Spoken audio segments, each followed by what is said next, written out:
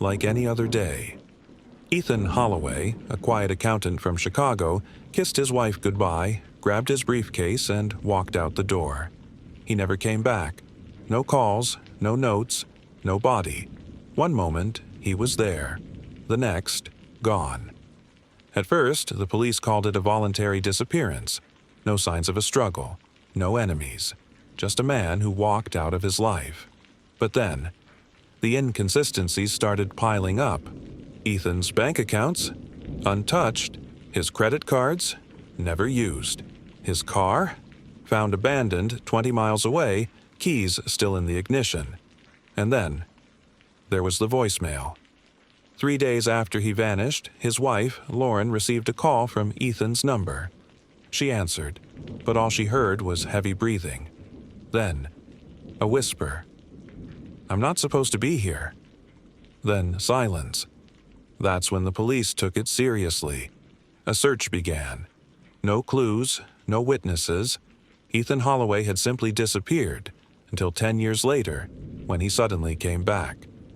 But the man claiming to be Ethan, he wasn't the same man who disappeared. A decade later, in a small town in Nebraska, a man walked into a police station and said 6 words that changed everything. "My name is Ethan Holloway." He looked like Ethan. He had Ethan's fingerprints. He knew details only Ethan could know. But something was off. Lauren, Ethan's wife, was called in to identify him. The moment she saw him, she froze. His eyes, they were different, colder, his voice a little deeper, his mannerisms just off. But DNA didn't lie. The tests confirmed it. It was Ethan. The police called it a miracle. The case was closed. But Lauren, she couldn't shake the feeling. Something was very, very wrong. And then, one night, she woke up to find Ethan standing over her, just staring, his face blank, his breath slow. "Do you ever feel like you're not really yourself?" he whispered. Lauren's blood ran cold.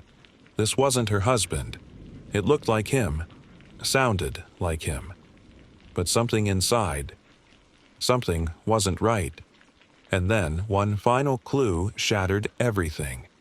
Digging through Ethan's old belongings, Lauren found his childhood journal, a place where he wrote every fear, every dream, every secret. She handed it to him and watched his reaction. He smiled. "I don't remember writing this." Lauren knew in that moment this wasn't her husband. But if this wasn't Ethan, where was the real one? That's when Lauren received an anonymous email. No name, no subject, just 2 words. "Dig deeper," and attached. A grainy surveillance photo. A man in a hospital bed, tubes in his arms. A man who looked exactly like Ethan Holloway. Somewhere out there, the real Ethan was still alive. Lauren took the photo to the police. They were skeptical, but when they ran a search, they found something chilling. A private psychiatric facility, under a false name, paid for in cash. When they arrived, the truth hit them like a sledgehammer. Locked in a room, restrained to a bed, was the real Ethan Holloway. Gaunt, pale, eyes sunken, alive, but barely. For 10 years he had been kept here, trapped, hidden. But the question was, by who? And then, Ethan whispered 2 words. "My brother." The man who had returned. The one who had taken Ethan's place. He wasn't Ethan at all. He was his long-lost twin, Jason Holloway. A twin no one knew about. A twin who had lived in the shadows. A twin who had orchestrated the perfect deception. Jason had spent years studying Ethan's life, learning every detail, waiting for the perfect moment. And when the opportunity came, he took his brother's identity. But why? Money? Revenge? A twisted sense of justice? Jason had been abandoned at birth. Ethan got the loving family, the successful life. Jason got nothing. And in his mind, this was balance. But justice had its own way of finding people. The police arrested Jason Holloway that night, and Ethan, he was finally free. But the real horror? For 10 years, the world had accepted the lie. For 10 years, a man had stolen another's life. And no one even questioned it. Ethan Holloway got his life back. But some scars never heal. Lauren, once overjoyed, now lived with a constant fear. Because if Jason could do it once... For 10 years, Jason Holloway lived as a ghost in the life of his twin brother Ethan. He stole his name, his family, his existence. But deception never lasts forever.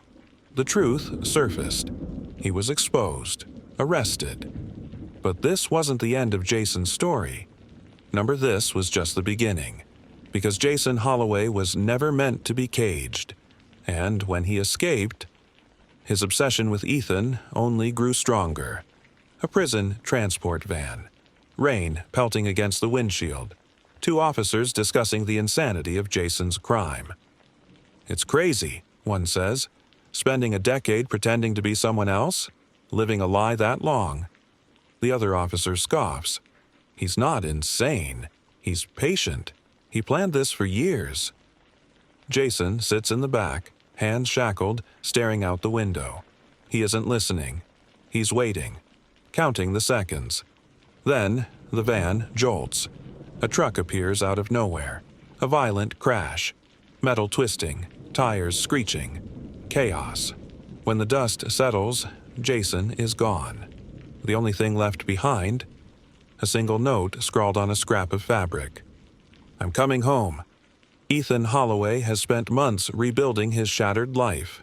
Therapy, sleepless nights, glancing over his shoulder, dreading the shadows. Then the letters start arriving. "I know where you sleep. I still remember your favorite coffee."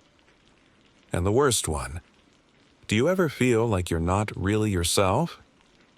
The same haunting words Jason whispered the night Ethan returned home. Lauren finds Ethan sitting at the kitchen table, fists clenched around the latest letter. "He's out there," Ethan whispers. "He'll never stop." Lauren's hands shake as she reaches for her phone. "We need to leave. We need to disappear." Ethan shakes his head. "I already disappeared once. I won't run again." But then, the unthinkable happens. Their home? Ransacked. Ethan's childhood photos? Torn apart. And on the bathroom mirror, written in red ink, "Just like old times." A remote cabin. A storm raging outside. Ethan steps forward, his flashlight flickering, breath unsteady. "Jason," he calls, "I know you're here." A figure emerges from the shadows. Jason. But he's different now. Thinner, haggard, eyes wild with something deeper than hate, something like longing. "You took everything from me," Jason murmurs. "My life, my family. You lived the dream while I rotted in the dark." Ethan grips the flashlight tighter.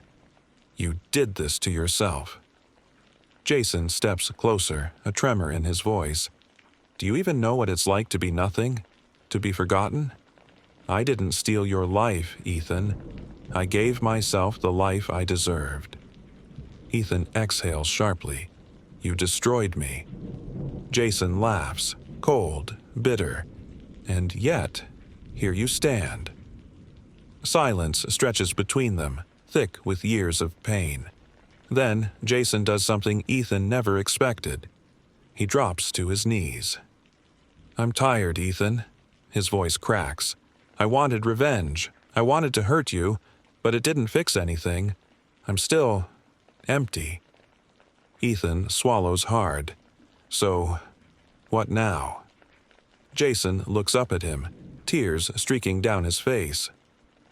"I don't know." Ethan studies him, the brother he never knew, the man who ruined his life. And yet, beneath all the darkness, he sees it. The same boy he once was, lost, abandoned. "I forgive you," Ethan says softly. Jason flinches like he's been struck. And then, For the first time in his life, Jason Holloway breaks. Sobs rack his body. Years of rage, loneliness, and hatred dissolve into something neither of them can name. The police arrive. Jason doesn't fight. He lets them take him. For the first time, he doesn't run. He doesn't scheme. He just lets go. As they drive away, Ethan watches, and for the first time he feels something he never thought he'd feel for his brother. Not fear, not hatred, pity. Months pass. Ethan and Lauren try to heal, try to move on. And then, one last letter arrives. No return address, no threats, just one line in Jason's unmistakable handwriting. I hope one day I can forgive myself too. Ethan stares at the letter, heart heavy. Jason is gone. But some ghosts never truly disappear. Some betrayals leave scars. Some wounds never heal. But sometimes, even the darkest souls seek redemption. Like and subscribe if you want more shocking stories like this. And remember, nothing is ever what it seems.